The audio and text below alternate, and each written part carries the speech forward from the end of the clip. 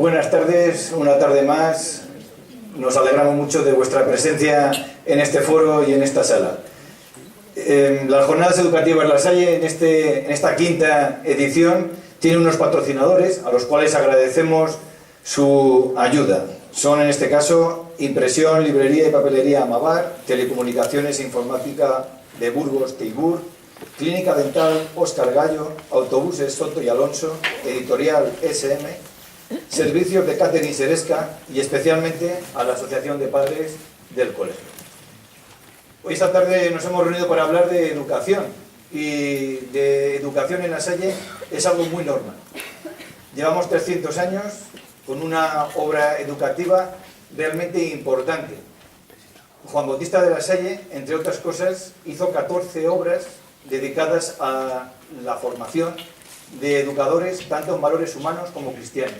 Y una de las perlas de esas obras, y que vivimos día a día en la escuela, es el tocar los corazones de los niños, el emocionar a estos jóvenes que vienen todos los días a la escuela con ilusión y con ganas. Para eso hoy vamos a actualizar esa emoción gracias a Jesús Guillén. Le hemos pedido que venga, y le hemos pedido que venga a este foro, que es el foro hoy de todos los que estéis aquí y de toda la ciudad de Burgos. Jesús, te invito a subir. Gracias. Jesús acaba de venir de Barcelona, pero no ha parado, ¿eh? Ha estado en Valencia hace poco, va a marchar para Murcia, Ferrol, y ahora sí, ahora el aplauso.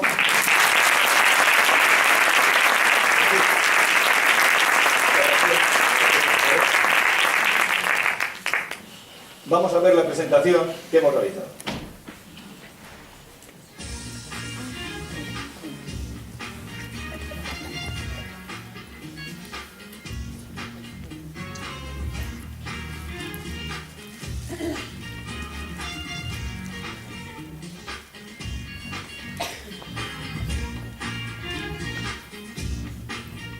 Jesús Guillén es barcelonés y licenciado en Astrofísica por la Universidad de Barcelona. A este docente de vocación y profesor de secundaria le encanta divulgar la ciencia. En la actualidad se dedica a la investigación de las aplicaciones educativas de las ciencias cognitivas. Colabora con el grupo de investigación coordinado por Ana Forés en proyectos relacionados con la neuroeducación, como en el posgrado del ICE de la Universidad de Barcelona, Neuroeducación, aprender con todo nuestro potencial, y el máster en Neurodidáctica de la Universidad Rey Juan Carlos. En 2017 publicó el libro Neuroeducación en el aula, de la teoría a la práctica. En él afirma que una neuroeducación es posible y necesaria, pero ello requiere ir más allá de lo cognitivo y atender las necesidades sociales, emocionales y físicas de todos los niños y adolescentes. Comparte gran parte de sus investigaciones en Escuela con Cerebro, blog pionero en España sobre neurociencia aplicada a la educación, que ya tiene más de 3,5 millones de visitas. Su objetivo es el de divulgar y fomentar el diálogo a partir de esa nueva disciplina que constituye la neuroeducación, en la que confluyen conocimientos aportados por la neurociencia, la psicología y la pedagogía. Junto a los anteriores proyectos, ofrece ponencias, seminarios y cursos sobre cómo aplicar la neuroeducación en el aula para optimizar los procesos de enseñanza y aprendizaje en todas las etapas educativas.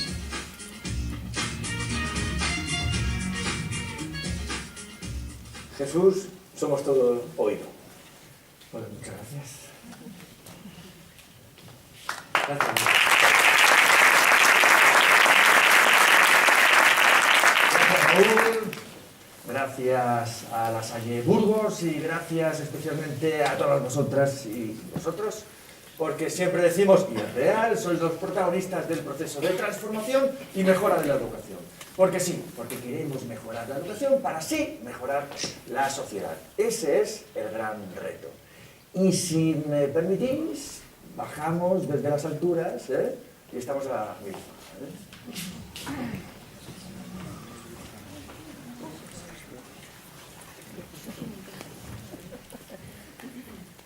Muy bien, ¿qué pretendemos en estos minutos? Compartir cuestiones con eso que llamamos neuroeducación, este enfoque integrador, transdisciplinar, A nosotros nos gusta decir acercar la ciencia al aula o a cualquier otro contexto educativo para que el profesorado o en general los educadores sepamos qué es lo que funciona, importante, pero también por qué funciona. Queremos compartir evidencias empíricas, aplicaciones prácticas, educativas, reflexiones. Queremos oíros. Ese es el objetivo de la charla de esta tarde. ¿Os parece bien? ¿Sí? Pues empezamos. Genial. ¿Qué veis aquí? Porque sí, abogamos por una nueva mirada educativa. Sí, porque efectivamente una nueva educación no solo es necesaria, es también posible. Y una de las claves es esta. ¿Qué estáis viendo? Venga, que nos encanta decir a los chavales que participen y nosotros somos ejemplo. ¿Qué ves ahí? Invitación. Un adulto. Nos podemos poner en el papel de las familias o de los profesores, ¿no? Porque, que levante el brazo en representación de las familias. ¿Quiénes estáis aquí? ¿Familias? ¿Profesores? Muy bien, es importante saberlo. Fijaros, el bebé, estamos programados para aprender a través de la invitación, programados para aprender a través de la interacción social, desde pequeñitos al poco de nacer. ¡Qué importante! Y lo primero que nos planteamos es, bueno, ¿es importante conocer estas investigaciones sobre el funcionamiento del cerebro? Nosotros creemos que sí. Imaginaos, os preguntamos, tenemos que diseñar unos guantes y no hemos visto nunca una mano, o cómo se mueven los dedos, cómo son los dedos, cómo es una mano. ¿Podríamos diseñarlo? Sería un poco complicado, ¿no? Bueno, pues el cerebro es el órgano responsable del aprendizaje, qué bueno, ¿no? Es conocer estas investigaciones que muchas veces lo que harán será confirmar lo que el buen profesorado siempre ha sabido. ¿Y cómo funciona el cerebro? Pues lo vemos de forma visual, por ejemplo, con este vídeo corto de 30 segundos.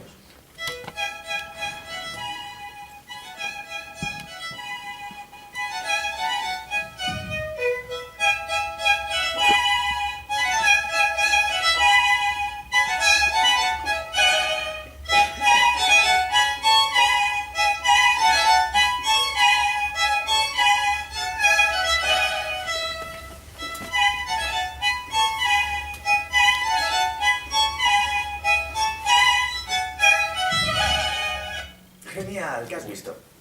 Venga, no tengas miedo, estamos en familia. ¿Qué has visto? ¿Has visto algo, no? ¿Qué has visto? Colores. ¿Colores? Sí, pero colores, vamos a matizar. ¿Colores de qué?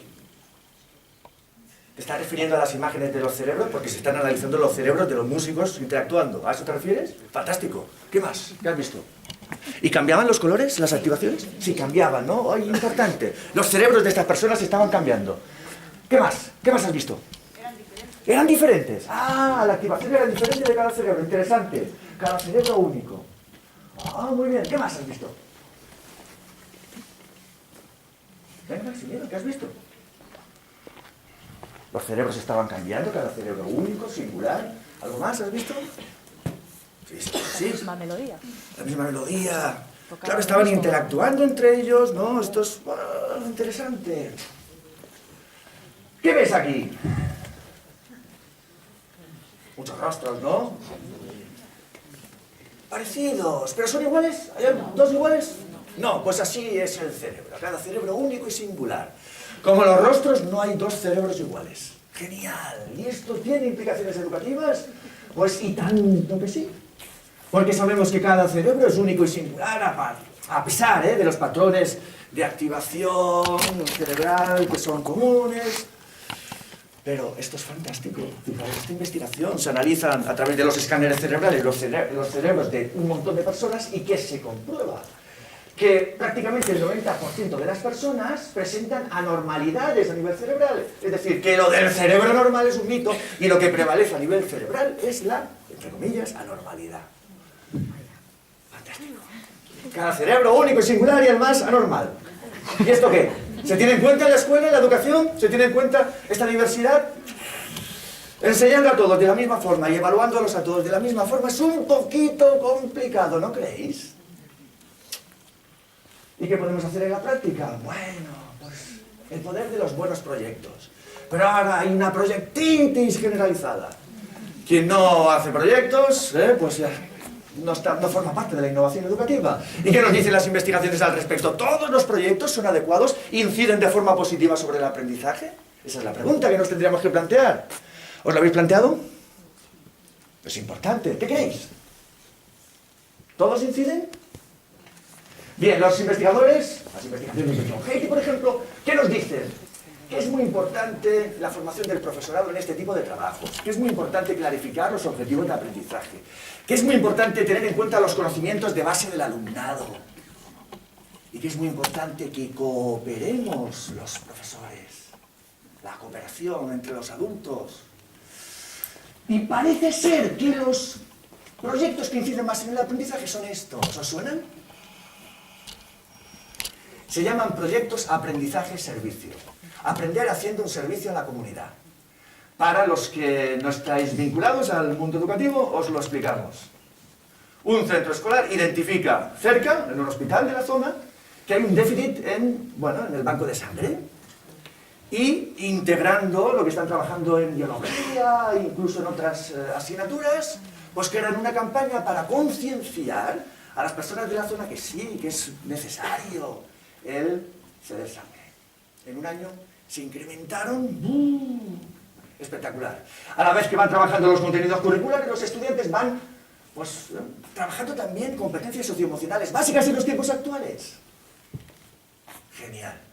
Se vincula el aprendizaje a situaciones reales. Y no solo eso, sino que puede participar toda la comunidad educativa, porque sí, para la mejora necesitamos a todos. Participan, porque son proyectos interdisciplinares, profesores de distintas etapas, estudiantes de distintas etapas. Se invita a las familias a la celebración de los proyectos. Qué importante que las familias intervengan también en la educación, que entren en el aula para explicar lo que hacen. Les encanta a los estudiantes. Y no solo eso, también las entidades sociales. Proyectos aprendizaje-servicio. Nosotros, como personas, más allá de que seamos profesores o no, participamos en proyectos sociales. Bueno, es interesante. Y hablamos de la importancia de la cooperación entre el profesorado. Sí, John Hattie lo ha identificado como el factor crítico sobre el aprendizaje. Se habla mucho de que cooperen los estudiantes, pero ¿y nosotros? ¿Cooperamos? Pero claro, cooperar es más que trabajar en equipo. Bueno, qué importante es hacer el intento, ¿no? Venga, por parejas, las personas que estáis sentados al lado, parejas o tríos, medio minuto para compartir, reflexionar sobre ¿qué ves? Esta es la pregunta, ¿qué ves en esta imagen? Venga, medio minuto, no hay soluciones únicas, comparte con el compañero o compañera que tienes al lado. ¿Qué ves? Sin miedo.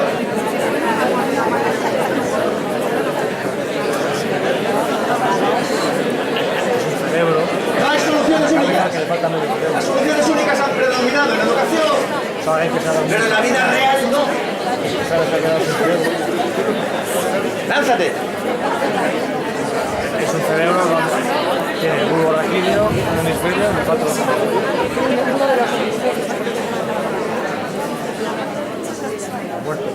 Venga, no te falta más. Ya sabes que el tiempo es el gran enemigo de la educación. Risas para todo. ¿Qué pareja quiere compartir lo que ha visto? Venga. Cuando preguntas a los pequeñiñitos, todos se lanzan. Y luego cuando preguntas a los adultos, nos cuesta un poquito más. ¿Qué has visto? Venga, sin miedo. ¿Qué has visto? ¿Has visto algo? Sí, ¿no? ¿Qué has visto? Genial. He visto la cara de un alien. La cara de un alien. Genial. ¿Ha visto todo el mundo la cara del alien? Bueno, entendéis lo del cerebro singular, ¿no? Único. ¿Qué más? ¿Qué has visto? Venga, venga. No lo he dicho, pero es una persona que te está mirando, ¿eh? Y a mí también. ¿Qué más? ¿Qué has visto? ¿La mitad de un cerebro? ¿Solo la mitad o un cerebro entero? ¿A ti te parece la mitad? Muy bien. ¿Qué más has visto? ¿Qué has visto? Falta ahí medio, ¿no? ¿Algo más? ¿Alguien quiere compartir algo más? Muy bien. Caso real. Es el cerebro de una niña de 5 años a la que le tuvieron que extirpar debido a una epilepsia irreversible prácticamente todo el hemisferio izquierdo. Te está mirando. ¿Ves oscuridad? No tiene hemisferio izquierdo. ¿Habéis oído hablar de que el lenguaje está lateralizado hacia la izquierda, tal? Bueno, esta niña, 3 o 4 años después de la operación, hablaba perfectamente 2 lenguas. Ya había superado muy bien los problemas motrices ocasionados por esta cirugía tan invasiva. La pregunta es, ¿cómo es posible que hable 2 lenguas? ¿Por qué? ¿Qué ha pasado en su cerebro? ¿O cómo es el cerebro? ¿Cómo? Plástico. ¿Y eso qué quiere decir de que el cerebro es plástico? ¿Cómo? Hasta cierta edad. Bueno, ahora comentaremos si está a cierta edad o no. ¿Cómo? Aprende de distintas maneras. ¿Qué es esto de que el cerebro es plástico? Se adapta a la nueva situación, está cambiando continuamente a nivel funcional, estructural. Ciertamente en la infancia es más plástico. Durante toda la vida, el hecho de que el cerebro sea plástico, ¿qué implica a nivel educativo? ¿Que debemos esperar qué? Podemos aprender durante toda la vida, como dice la compañera. Debemos esperar la mejora de todos nuestros estudiantes. Esto es muy potente, este mensaje. Porque, que levante el brazo quien ha oído hablar de la mentalidad de crecimiento. Me sorprende que en las charlas educativas haya tan poca, es que eres la única, ¿eh? Que haya tan pocas personas que hayan oído hablar de la mentalidad de crecimiento cuando es algo tan importante. Cuando llegues a casa, lo primero que tienes que hacer, te digo lo fácil, ¿eh? Entras en Google, charla TED, Carol Dweck, mentalidad de crecimiento. O lees su libro, Dweck, D-W-E-C-K. ¿Por qué es tan importante la mentalidad de crecimiento? ¿Nos la quieres explicar tú? Dice la compañera, esperar lo mejor de la persona que tienes delante. Carol Dweck, una investigadora de Stanford, analizó el comportamiento de niños y adolescentes y vio que algunos, creen que pueden mejorar a través del esfuerzo. Estos estudiantes, según ellas con mentalidad de crecimiento, son más perseverantes ante los retos, más resilientes, no se vienen abajo tan fácilmente, a diferencia de otros que según ellas tienen lo que llamaron mentalidad fija. Estos creen que estamos condicionados por la genética, el que nace listo y el que no, no. ¿Qué vieron en estos estudiantes con mentalidad fija? Que ante un reto más complicado querían salvaguardar su ego, entonces no lo abordaban, se venían más fácilmente abajo, cometían más trampas. Y a nivel de rendimiento académico, que vieron que los estudiantes con mentalidad de crecimiento, los que creen que pueden mejorar a través del esfuerzo, obtenían mejores resultados. La pregunta que se plantearon es fantástico. Qué importante es esta mentalidad de crecimiento en el aula y en la educación en general. ¿Qué podemos hacer para fomentarla? Esa es una buena pregunta, ¿no? ¿Qué podemos hacer para fomentar la mentalidad de crecimiento en el aula? Bueno, vieron diferentes estrategias. Una, enseñarles, sí, les encanta a los estudiantes de todas las etapas saber cómo funciona su cerebro. El otro día en Arnedo, en Logroño, lo comprobamos. Un montón de estudiantes de esos disruptivos disfrutando con historias sobre el cerebro. Enseñarles cómo funciona el cerebro, que es muy plástico, que cambia continuamente, que somos capaces de generar nuevas neuronas, a diferencia de lo que se quería años atrás, de que parece ser que la inteligencia es maleable, que no es fija. Eso genera mentalidad de crecimiento. Porque te tienes que responsabilizar de tu aprendizaje. Puedes, si quieres, puedes. O no es que sea no, sino no ahora, más tarde sí. Pero no solo esto. Conocer cómo es tu cerebro es un elemento motivacional potente, pero además vieron la importancia del lenguaje, tanto en el aula como en casa.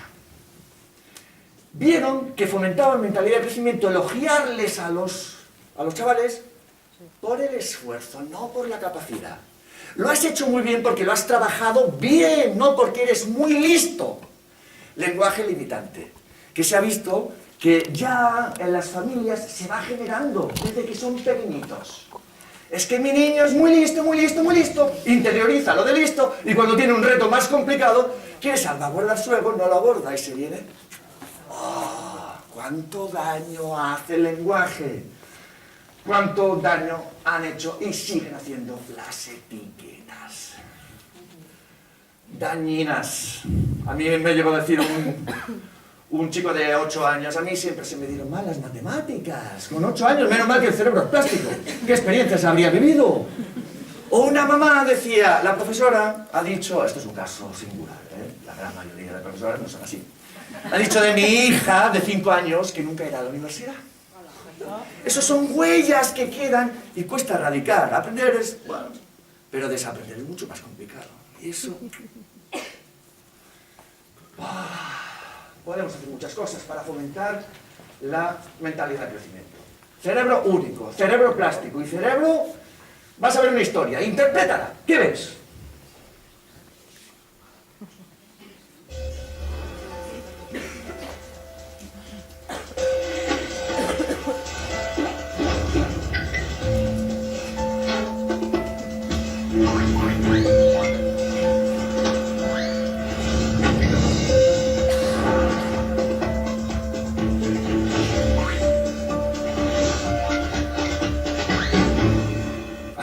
pongamos otra vez? ¿Te la ponemos otra vez para que acabes de...?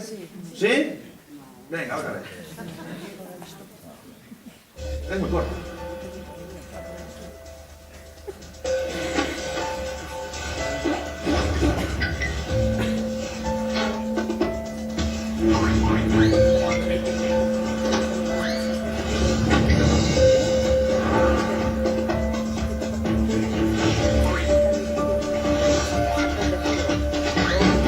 ¿Qué has visto? Cada uno ha visto una cosa diferente. Venga, ¿qué has visto? Comenta, ¿qué has visto? ¿Qué has visto? Venga, échate. ¿Una historia sobre la historia? ¿Dos hijas que se pelean? Una disputa entre dos hijas. Fantástico. Qué bien, pero eso es lo que has visto. ¿Qué has visto? ¿Qué has visto? ¿Has visto algo, no? ¿Qué has visto? Venga, está deseando. ¿Qué has visto? No sé, como que dentro del molde solo podía haber una de ellas. Solo podía haber una... ¿También eran chicas? Ah, bueno. No, pregunto, ¿eh? No. Había alguna disputa, ¿no? Genial. ¿Qué más? ¿Qué has visto? ¿Has visto solo chicas? El otro se ha aprovechado de la, El otro. Ya ha cambiado de la situación. El otro se ha aprovechado de la situación. ¿Por qué se ha aprovechado? Porque estaban en conflicto. ¿Estaban en conflicto? ¿Y qué tipo de conflicto era? ¿Qué se huele el conflicto? Pues Yo soy más grande que tú. Hay un reto. Sí, y entonces el otro aprovechó mientras que estaban discutiendo a meterse y protegerse. Discusión, reto. Se intuye, ¿eh? ¿Qué más? ¿Alguien ha visto algo diferente? Seguro que sí. Venga, ¿qué has visto? Yo he visto a un triángulo protegiendo a otro, al círculo. Una historia de protección. Fantástico. Genial. Felicidades a todos. Habéis visto una historia de protección, de acoso, de disputa, y esto sin alucinógenos. Es decir, un simple movimiento aleatorio de figuras geométricas, triángulo moviéndose para aquí, un círculo moviéndose para allá, y estás atribuyendo un caso de bullying, no sé qué, no sé cuánto. Genial. Fantástico. Que no te sientas mal por eso, porque si lo preguntamos esto en Estados Unidos o vamos, por ejemplo, a Sudáfrica, nos cuentan lo mismo. ¿Por qué nos cuentan lo mismo? Y sin... ¿Por qué? Porque así es nuestro cerebro. Cerebro social. Estamos pensando en cuestiones sociales continuamente y le atribuimos capacidades humanas a ese movimiento aleatorio del circulito y el triangulito. Y esto tiene implicaciones educativas. Somos seres sociales, ¿no? ¿Y esto qué? ¿Tiene importancia? Y tanto que la tiene. Fijaros, esta historia de Patricia Kuhl sobre el aprendizaje inicial de la lengua. ¿Os suena Patricia Kuhl? ¿A que levante el brazo a quién le suena? Pues nada, cuando llegues a casa, segundo TED, Patricia Kuhl, los bebés genios lingüísticos. Fantástico. Fijaros lo que habían visto las investigadoras. Los bebés en el primer semestre son capaces de diferenciar fonemas, sonidos de cualquier lengua, chino, mandarín, español, inglés, a través de un aprendizaje estadístico, de inferencias a nivel cerebral, extraordinario. Por eso les va muy bien hablarles mi bebé hermoso, alargando las consonantes, esto les ayuda a diferenciar los sonidos. Pero en el segundo semestre de vida, en torno al 10º mes, se especializan en los sonidos a los que están expuestos. Salvo que estén en un entorno bilingüe, que allí aprenden a diferenciar los sonidos de las dos lenguas. ¿Qué hicieron las investigadoras? Cogieron bebés de 10 meses monolingües estadounidenses y les dieron unas sesiones, unas clases de chino mandarín. La profesora pronunciaba las palabras, los sonidos en un entorno lúdico con otros bebés, y había 3 condiciones experimentales. En una, la profesora, en vivo y en directo. En otra, los bebés veían el vídeo de la profesora. Y en una tercera, escuchaban la grabación sonora de la profesora. ¿Qué vieron las investigadoras? Que sí, los bebés monolingües podían aprender a diferenciar los sonidos del chino mandarín, pero solo en una condición experimental. ¿En cuál? Con la profesora, en vivo y en directo. Naturaleza social del aprendizaje. Con tu pequeño, no te juntes con fulanito, no te juntes con menganito, no te juntes. Por lo tanto, genios lingüísticos los bebés. Pero no nos pasemos, porque esto se malinterpreta esta información. Y pensamos, más es mejor. Y comenta Nuria Sebastián Vallés que le llevan a su laboratorio, pues, familias que están enseñando a la vez 7 lenguas. Es que mi niño tiene que ser el nuevo Einstein. Pues más no es mejor. ¿No? porque el exceso puede ser contraproducente. El estrés para el desarrollo de la corteza prefrontal es muy malo. Lo que sí que se ha comprobado es que el defecto perjudica. ¿Y qué es el defecto? Se ha analizado la incidencia del estatus socioeconómico. Esto es difícil de definir. Aquí entra en el estatus socioeconómico pues el nivel educativo de la familia, los ingresos económicos, la educación. ¿Y qué han visto? Que cuando es muy bajo el estatus socioeconómico, se perjudica el correcto desarrollo de la corteza cerebral de los niños. Es decir, que la pobreza perjudica el desarrollo cerebral de los pequeños. No se sabe exactamente por qué, si por el estrés generado por la situación, por la mala alimentación, por la falta de afecto, pero se ha visto que perjudica. La importancia del afecto. Interesante. Por lo tanto, claro, y cuando preguntan, ¿y qué sugiere entonces la neuroeducación para los pequeños? Pues que lo más bueno es que vayan integrando lo sensorial y lo motriz a través del juego, especialmente en entornos naturales. Más no es mejor con los pequeños. Lo que puede ser una estimulación fantástica para una rata estando en una noria, para un bebé no tiene por qué serlo. Y la pregunta es, ¿y esto cómo se lleva a la educación? Bueno, la importancia de la cooperación, si somos seres sociales, pero cooperar hemos comentado que es más que trabajar en equipo. Hay un componente empático. No se puede cooperar si no se han adquirido competencias emocionales imprescindibles. ¿Cómo voy a cooperar si no sé lo que es la solidaridad, la aceptación de la opinión discrepante, etcétera, etcétera? Por lo tanto, la buena cooperación requiere tiempo, requiere ir trabajando pequeñas estructuras cooperativas que ya conocéis los educadores. Y a partir de ahí ya podremos pasar a los proyectos cooperativos a gran escala como los APS, los aprendizaje-servicio. Pero si hay una estrategia cooperativa potentísima, es esta. ¿Os suena la tutoría entre iguales? Cuando tú como mamá o como padre no sabes explicarle una cosa al hijo, viene el hermanito y se lo explica mejor, o tú como profesora cuando no sabes explicarle a tu alumno algo y viene el compañero y se lo explica mejor. Tú tienes ese aprendizaje automatizado y ellos no lo acaban de aprender. Se convierten en profesores. Eso es súper potente. Y esta historia real me encanta. Una profesora de eso decía, es imposible introducir una unidad didáctica sobre la Edad Media a estos estudiantes. ¿Por qué? Porque están desmotivados. La pregunta que tendríamos que plantearnos es, ¿desmotivados? Porque pueden estar desmotivados para aprender lo que yo quiero que aprendan y no estar desmotivados para otras muchas cosas. Buscamos una solución y la encontramos y ahí está el gran Alejandro. Él sería el encargado de introducir la unidad didáctica sobre la Edad Media. ¿Y por qué lo elegimos a él? Porque era un desmotivado también, en este caso del bachillerato, porque era un fanático de la Edad Media y porque trabajaba en un taller de forja creando todo eso. Cascos, espadas, un montón de... Y así se presentó en la clase de los chavales de la ESO, con otro amigo suyo, con la espada, con los cascos, con los cofres. Claro, cuando vieron los chavales de aquello, pues ahí estuvieron, no exageramos, 3 horas contando historias, presentando vídeos, batallitas, los chavales 3 horas que no querían ir al patio ese día. Chispa del aprendizaje, motivación inicial. No solo eso. Luego la reacción de combustión fluyó con el oxígeno, motivación de logro. ¿Cómo? Se creó un proyecto en el que cooperaron desmotivados de 2 distintas etapas educativas, donde comparaban situaciones que habían pasado en la Edad Media con lo que ocurre actualmente. Genial, ahí estuvieron 1 mes y medio los desmotivados. Naturaleza social del aprendizaje. Gracias, Alejandro. Y es que es así. ¿Habéis oído hablar a Francisco Mora? Esa frase a mí me encanta. Solo podemos aprender aquello que llamamos, que nos emociona. ¿Y eso de dónde sale? Pues sale de aquí. A mayor grado de curiosidad suscitado, se activan más regiones de ese llamado sistema de recompensa cerebral, en el que interviene el neurotransmisor dopamina.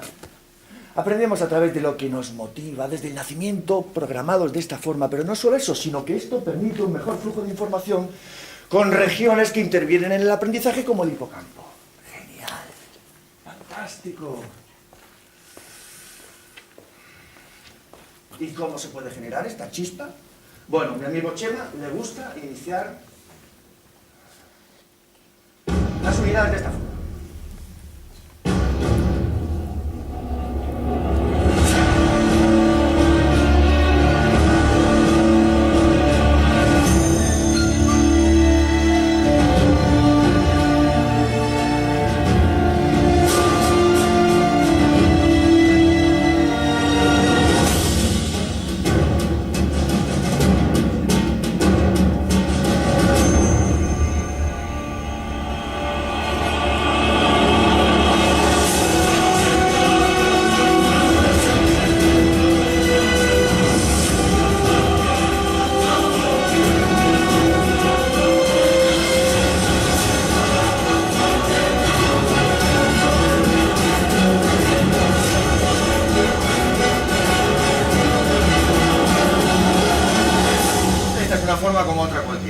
una película donde ellos son los protagonistas. No sé si habéis visto, si los veis contentos o tristes a los chavales de la foto.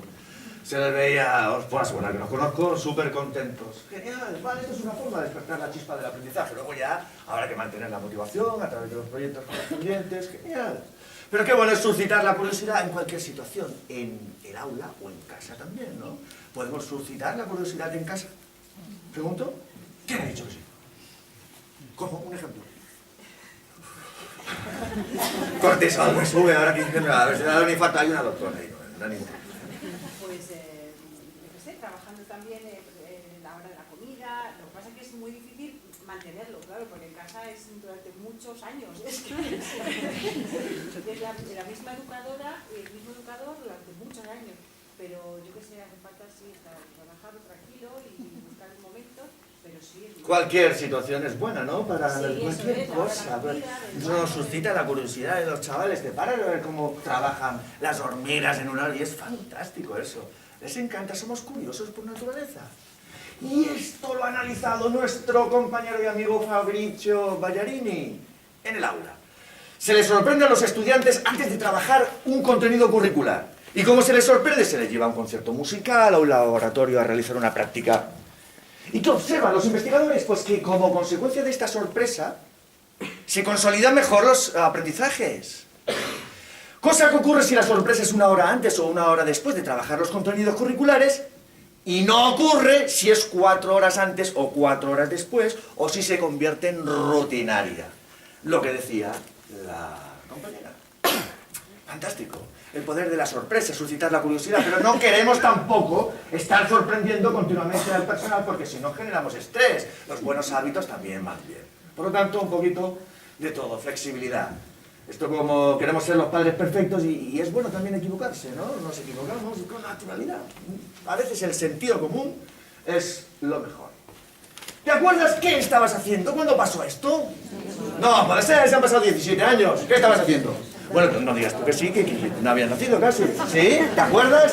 Esto habrá que analizarlo, este hipocampo tan pequeño. ¿Qué estabas haciendo? Estaba comiendo con sus padres en una terraza y 2 meses después, ¿qué estaba haciendo? No sabes. Y, a ver, explícanos cómo es posible que hace 17 años y todavía te acuerdes. Ah, palabra fantástica. Impacto emocional. Muy bien. ¿Y que levante el brazo el que recuerde lo que estaba haciendo? ¿El impacto emocional solo funciona en ella o funciona? ¡Funciona! Pregunta. Ya sé que todos habéis tenido alguna vez en vuestra vida un buen profesor o profesora que os ha explicado este concepto. Yo peco de esto, yo soy físico, ¿eh? Y me gusta hacer esta pregunta. Podría cambiarla, pero... 220 voltios, habéis oído hablar, ¿no? La diferencia potencial. Que levante el brazo, os lo han explicado muchas veces. ¿Quién es capaz de explicar qué es la diferencia de potencial? Venga, que hay un montón de profesores aquí. Que levante el brazo. Una persona, que no se entere en la prensa. Entre educadores. Seguro que eres ingeniero o físico. Pero ¿y eso cómo es posible que en una sala llena de profesores, educadores, personas cultas, nadie sepa definir lo que es la diferencia potencial? ¿Qué pasa? ¿No hubo impacto emocional? A lo mejor no, porque si te hubieran llevado a una central hidroeléctrica y te hubieran hecho la analogía pues, del movimiento del agua en la cañería, pues el equivalente sería el movimiento de los electrones en el conductor, a lo mejor se te hubiera quedado algo, ¿no? No hubo impacto emocional. ¡Ah! ¡Qué importantes las emociones! Y es que estamos programados para identificar las emociones en las personas, ¿verdad que sí? ¿Qué emoción le asignarías a esta chica en la B? Alegría, fantástico. ¿Sí? ¿Alguien ve tristeza ahí? No. ¿Y en la F? Sorpresa, fantástico. Fijaros qué bien. ¿Y en la E? ¿Cómo? ¿Enfado? Genial. Ahora vamos a poner un poco difícil. ¿Y en la A? Aquí hay trampa, ¿eh? La A es la típica, lo que se llama cara de póker. Que intentas, ¿no? Pero fijaros qué facilidad tenemos para identificar las emociones ajenas. Y esto es muy importante. Porque venga, ya sabemos que os han pasado millones de cosas buenas hoy. Sí, ¿no? Sí. Y comparte una cosa buena que te haya pasado. Venga, ¿quién comparte una cosa buena que le haya pasado? Venga, una. Si no nos ha pasado nada bueno, hundimos la educación hoy en Burgos, ¿eh? Venga, una cosa buena que te ha pasado. Venga, lánzate. ¡Ah! Venga. Gracias. Venir a esta conferencia con mi hija. ¡Fantástico! La familia. ¡Genial! Te podéis aplaudir también, ¿eh? ¿Qué más? ¡Más cosas buenas! Aparcar a la primera. Aparcar a la primera, que oye, siempre en estas zonas a la séptima y esta vez a la primera. Genial, ¿se ha sentido bien? Muy bien, más cosas buenas. Más cosas buenas. El abrazo que me ha dado mi hija cuando no me la esperaba, que ha venido por detrás. Y un abrazo de tu hija. Fantástico, ¿qué más? ¿Qué más? Había tantas luchas en el colegio donde teníamos. Había eso sí que se activaba el sistema de recompensa cerebral. Las chuches. Genial, ¿qué más? Yo que he comido con 2 amigas. ¡Fantástico! Con las amigas, contexto social, más, fijaros del contagio, ¿eh? Yo poder disfrutar de mi trabajo. Eso es lo máximo. Esto sí que es una mega ovación, porque, ¿eh? Genial, si todas las personas disfrutaran con su trabajo, ya sería... ¡Genial! Muy bien. Has oído frases de cosas positivas, ¿no? Que han comentado. ¿Y cómo te sientes? Bien, bien. Bien. ¿Y si hubieran sido cosas negativas, te sentirías igual? No, pues va, está bien. Genial, porque puede haber contagio emocional positivo o negativo. Vamos al laboratorio. Se muestran a los participantes imágenes que corresponden a contextos emocionales o positivos o negativos. Se les pide que recuerden una información y luego se analizan sus cerebros. ¿Y qué se observa? Ante contextos emocionales negativos se activa la amígdala. La del cerebro, ¿eh? Un sensor, un detector de problemas interviene en el procesamiento emocional.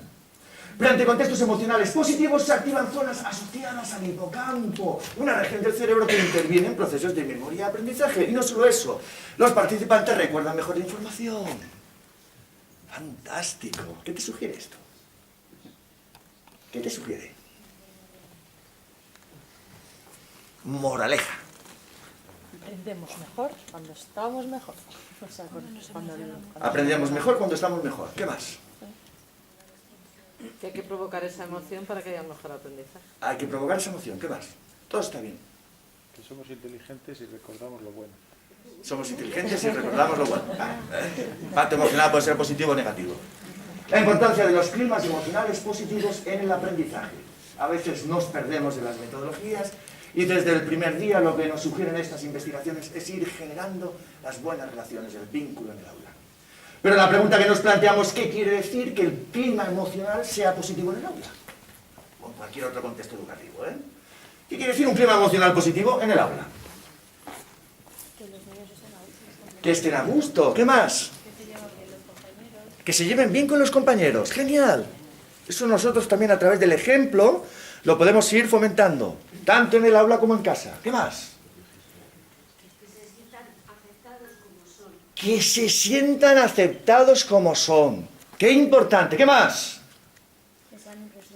Que sean importantes, que no tengan miedo a equivocarse, que cooperen, que participen activamente en el proceso de aprendizaje, que las expectativas, tanto las del profesorado como las del alumnado, como también sugieren las investigaciones de John Hattie, sean positivas. Porque si yo creo que tú no puedes, cuando te haga una pregunta te dejaré menos tiempo, tú captarás ese lenguaje no verbal y eso te perjudicará. Qué importantes son las emociones y los programas de educación emocional para ir trabajando estas competencias socioemocionales imprescindibles. Los buenos programas de educación emocional, ¿qué competencias trabajarán? Emocionales, ¿eh? Que son imprescindibles. ¿Cuáles? Comunicación. ¿Qué más? Empatía. Habilidades sociales. Habilidades sociales. ¿Qué más?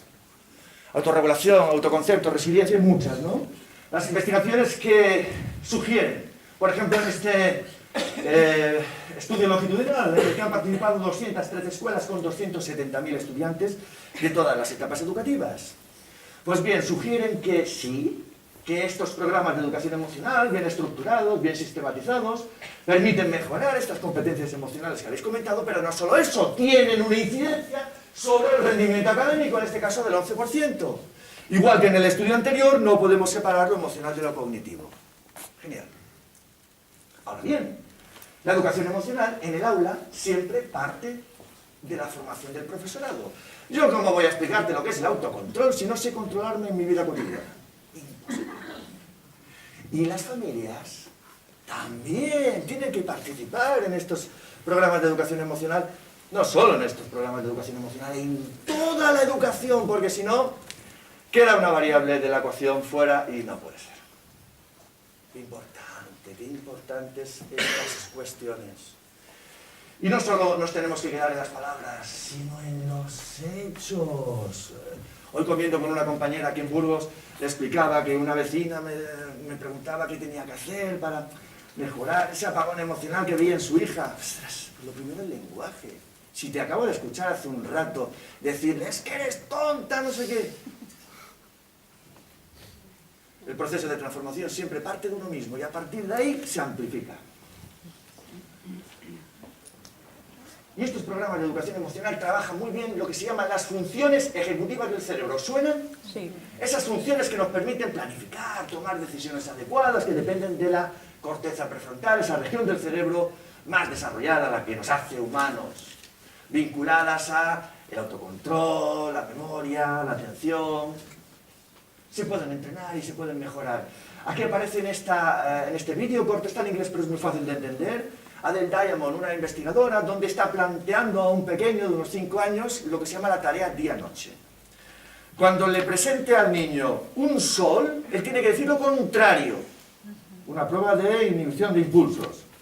Sol, noche. Cuando le presente una luna, al revés, día o sol. Veréis que al principio acierta, pero luego automatiza el proceso y empieza a fallar. Estrategia de la investigadora. Párate, párate. Y vamos a cantar una cancioncita. No solo no crea interferencias, sino que le permite centrarse. Me paro estos segundos, reflexiono y respondo bien. Es fantástico. Esto recordará un poco a las investigaciones de Walter Mischel, ¿os acordáis? De las golosinas, que dejaban a los niños de 4 años en una sala y les decía, mira, tienes una golosina, si esperas 10 minutos cuando yo entre y no te la has comido, te premiaré con otra. Veían que había algunos que eran imposibles, que no podían aplazar la recompensa, y estos siendo adolescentes seguían siendo impulsivos, tenían peores relaciones. Bueno, esto puede ser interesante, no deja de ser una correlación. Lo que sí que vieron es que a los pequeños, cuando se les enseñaba determinadas estrategias, visualiza la nube como si fuera una piedra, canta una cancioncita, mejoraban el aplazamiento de la recompensa, el autocontrol. Es decir, que se pueden trabajar estas competencias ya en los pequeñitos.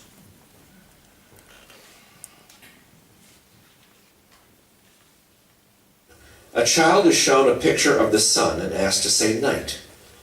And when shown a picture of the moon, he should say day or morning. What do you say when you see this? Day. Yes. And what do you say when you see this? Night. Yes. Day. The little boy is going on automatic and making mistakes. Morning. Night. He was rushing himself. He wasn't taking the time he needed. Night. But giving him time to stop and think helps. So what I did was to sing this little ditty. Think about the answer, don't tell me. You might think that it's interference, but instead it gives him the time to figure out the answer. Now can you tell me? What do you say? Morning. Think about the answer, don't tell me now. Night. Piensa sobre la respuesta, no me la digas, y esa cancioncita, eso les sirve parón, los parones para reflexionar. Qué importante es esto. Luego volverán a salir los parones. Y vamos ahora de los pequeños a los adolescentes, porque ¿qué se está viendo desde la perspectiva de la neurociencia? Que hay un desfase de maduración entre ese sistema límbico, entre comillas, emocional, y la corteza prefrontal, la que nos permite tomar decisiones adecuadas, sede de lo más racional. El sistema límbico está más o menos maduro con 13, 14 años, y la corteza prefrontal no acaba de madurar hasta los 20 y tantos años. Y parece que este desfase es el responsable de ese tipo de conductas más impulsivas, de que ellos tienen necesidad de tomar riesgos, de Entonces, claro, esto nos lleva a pensar que, ¿qué es lo que hacemos con los adolescentes? Creemos que les falta información sobre drogas, embarazos y no es eso. La información la tienen. O creemos que en situaciones de alto impacto emocional decidirán bien y no pueden. Por lo tanto, las investigaciones que sugieren que necesita el cerebro adolescente, autorregulación. Es decir, trabajo emocional, la educación emocional. Mucha palabrería y pum. Que cada uno saque sus propias conclusiones. Pero claro, lo que decimos siempre, educación emocional, nosotros tenemos que predicar con el ejemplo. Porque si no, la cosa está complicada. Y vinculada a los programas de educación emocional, pues se está viendo también la importancia de estas estrategias, como el mindfulness, que es una forma estupenda de combatir el estrés. Un poquito de estrés está bien, pero el exceso, el crónico, es perjudicial para el aprendizaje. Sobre todo cuando se integran estas técnicas de relajación o meditación en los programas de educación emocional, porque se crean sinergias. No solo eso, sino que se ha visto en meditadores expertos que como consecuencia de esta práctica continuada mejoran circuitos que intervienen en esa atención ejecutiva que ahora comentaremos, que es muy importante porque es la que nos permite estar concentrados en las tareas. Interesantes. Tendréis que entrar en un centro donde llevan aplicando este tipo de programas. Os sorprendería. Porque nadie chilla. Y hemos mencionado la atención, la atención. Es importante la atención para el aprendizaje, imprescindible, pero claro. Un reto. Aquí no vale, aquí el número exacto, dejémonos. Vais a ver unas chicas con camiseta verde, saltando a la comba. Tenéis que dar el número exacto de saltos de las chicas con camiseta verde. Asumimos que se complica un poquito al final, porque al final aparecen dos chicas saltando a la vez. Tenéis que dar el número de saltos de una y de la otra. En conclusión, número de saltos totales de las chicas con camiseta verde. ¿Están claras las instrucciones? ¿Sí? Pero el número, 35, 36, no me digas, no hay excusas. Concentración, por favor. No, esto es lo típico que pasa muchas veces. Esto si vas con adultos, pues ya imagínate con adolescentes donde hay ese tumulto a nivel cerebral. Número concreto, 5 segundos de la respiración. Empieza ya,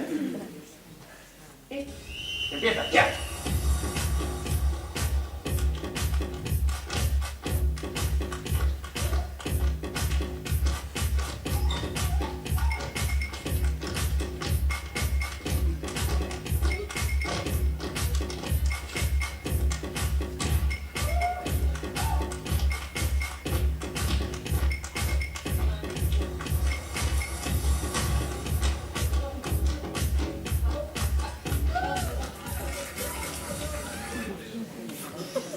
Lanzamiento de la recompensa.